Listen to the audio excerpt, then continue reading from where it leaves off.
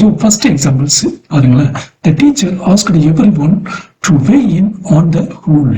The teacher asked everyone to weigh in on the rule, new rules. Teacher வந்து புதிய ரூல்ஸை பத்தி, புதிய விதிமுறைகள், நிபந்தனைகளை பத்தி எல்லாத்தோட கருத்தையும் கேட்டாரு. எல்லாத்தோட கருத்துகளையும் கேட்டுக்கொள்ளுதல். weigh in கருத்தை சொல்றது.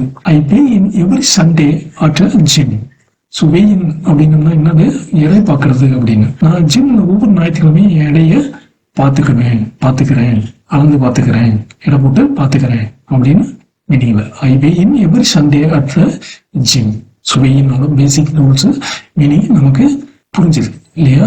ஸோ இப்போ அடுத்த சென்டென்ஸ் பார்ப்போம். இந்த manager or principal or the leader weighed in with his opinion. weighed in with his opinions and everyone agreed. இந்த மேலாளர் முதல்வர் தன்னோட கருத்தை சொன்னார், எல்லாரும் சம்மதித்தார்கள்.